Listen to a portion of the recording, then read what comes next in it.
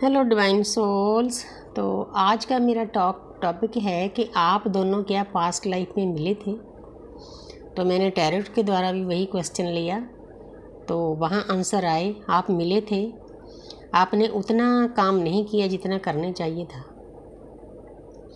ये ऐसे होता है कि यूनिवर्स हमें कोशिश करती है मिलाने की कि जिस काम के लिए दुनिया में आए हो वो काम करो, अपनी आत्मा की जागृति करो, अपने कार्मिक अकाउंट खाली करो, उस परमपिता परमात्मा में लीन होने का यही एक तरीका है। लेकिन आपने ध्यान नहीं दिया, दोनों ने, आपके डीएम ने भी ध्यान नहीं दिया। कार्डों में भी आया है कि जितना इस जर्नी में आपका साथ देना चाहिए था उतना इस पर्सन ने नहीं दिया।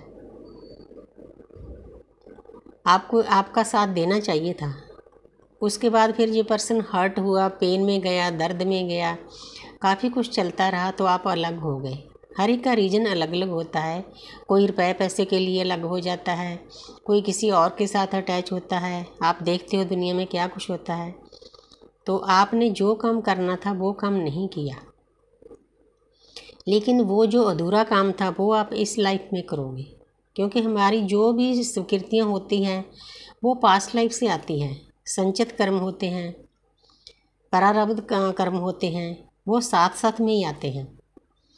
आप मिले तो कई बार, जब आप फर्स्ट टाइम पर दुनिया पर आए थे, सतयुग में आए थे, हजारों साल हो गए आपको जहाँ अर्थ पर आए हुए, तब आपने एक लाइफ बहुत अच्छी बिताई थी। उस टाइम पे आप सतयुगी आत्मा थे, आपके अंदर कोई भी नेगेटिविटी नहीं थी। जैसे सतयुग में रहते हैं तथा अस्तु एक दूसरे को कहते थे।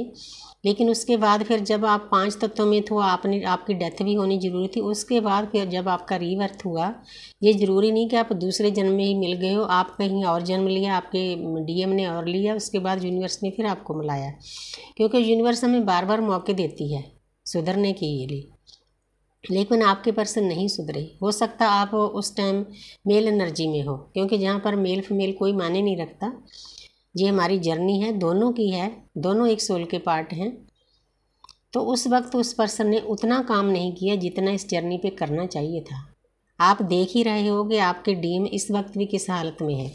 क्योंकि एक सोल बहुत आसानी से आगे बढ़ती है, दूसरी को इस रास्ते पर लाना बहुत मुश्किल काम होता है। हालांकि यूनिवर्स ला देती है, क्योंकि यूनिवर्स के पास डिवाइन इंटरवेंशन के तरीके हैं उस पर्सन को समझाने के। तो इस जो आपका अधूरा काम था वो इस लाइफ में पूरा होगा। क्योंकि एक सोल तो बैठी है, डिवाइन फेमिनिन तो बैठी है अपनी भक्ति के, जितना उससे हो सकता है बन पाता है, जहाँ जहाँ से भी ज्ञान बटोरना होता है वो कर रही है। लेकिन वो पर्सन इधर उधर ही फिर रहा है। वो उसका भी तरीका एक ऐसा होता है। डिवाइन फेमिनिन तो भक्ति करती है, उसका तरीका होता है अपने कार्मिक अकाउंट खाली करने होते हैं। चाहे उसकी वाइफ हो, हस्बैंड हो, चाहे परिवार वाले हों, बच्चे हों, चाहे नए नए रिश्ते बनाने का शौक़ होता है। ये तरीका होता है यूनिवर्स का। पहले मुझे भी ये बातें समझ नहीं आती थी, अब जब मैं इसमें विचर रही हूँ तब समझ में आती है। तो डीएम का यही तरीका होता है। लेकिन डिवाइन इंटरवेंशन होता है ना, और इतना पेन, इतना दर्द दिया जाता है उस पर्सन को, जितना दर्द एक टाइम पे उसने आपको दिया था।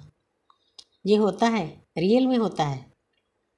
और जिस कारण के कारण वो पर्सन आपको छोड़कर गया था, वही कारण उसकी जागृति का कारण बनता है। वही लोग उसको पेन देते हैं, दर्द देते हैं, तब जाके वो पर्सन समझ पाता है।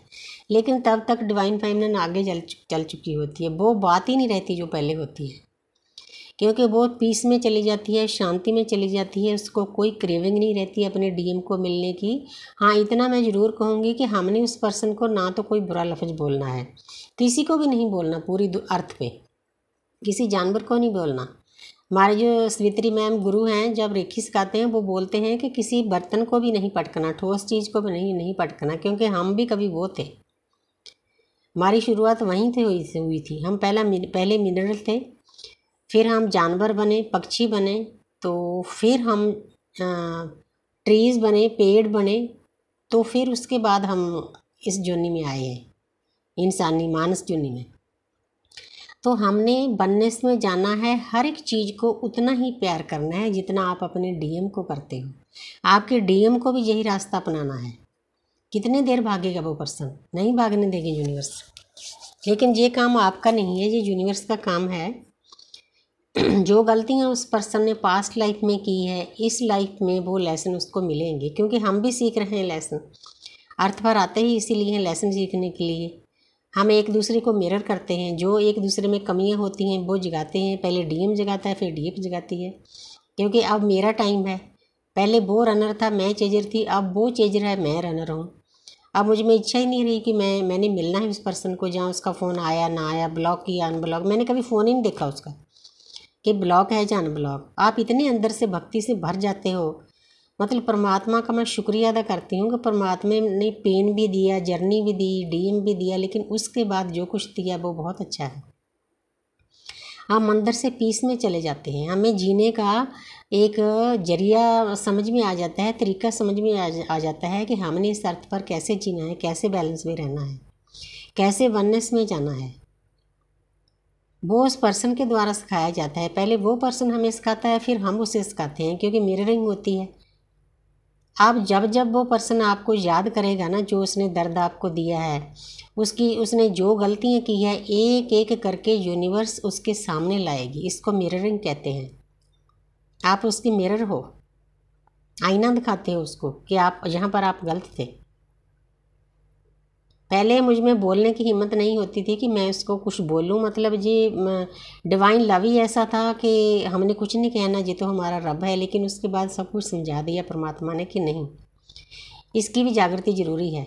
एक सोल जागृत होकर नहीं आगे बढ़ सकती, क्योंकि दोनों ने डिवाइन में मर्ज होना है। उसके बाद हम दोनों की सोल मर्ज होगी तो हम परमपिता परमात्मा में लीन हो जाएंगे। आगे डिपेंड करता है कि हम क्या चाहते हैं। आगे भी हमसे पूछा जाता है, क्योंकि डिवाइन इतने काइंड हैं, इतने दयालु हैं, वो हमारे ऊपर कोई चीज़ थोपते नहीं। डिवाइन के घर में जाकर भी हमारी इच्छा पूछी जाती है कि बच्चे आपकी क्या इच्छा है, आप दुनिया में लोगों का भला करना चाहते हो, जहाँ आगे बढ़ना चाहते हो।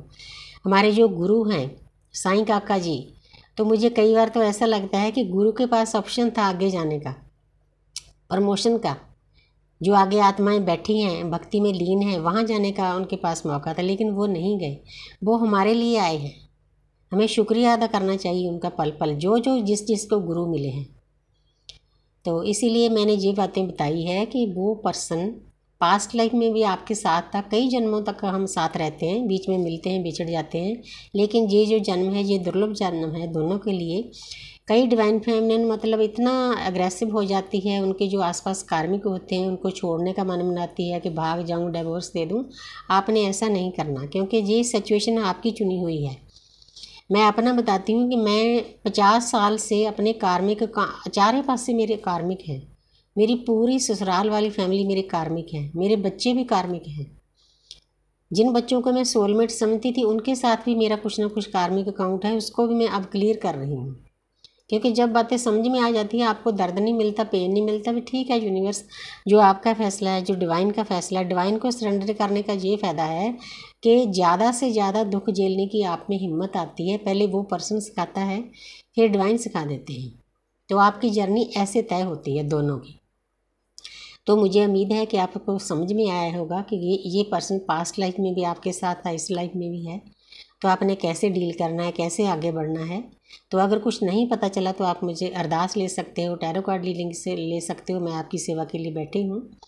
गाइडेंस भी ले सकते हो, ट्विन फ्लेम जर्नी के बारे में गाइडेंस भी मैं देती हूँ जिन बच्चों ने मेरे साथ काउंसलिंग करनी होती है। तो कई बार तो थोड़ी सी गाइडेंस से काम चल जाता है, आप ले सकते हो। Thank you universe, thank you angel, thank you spirit guys.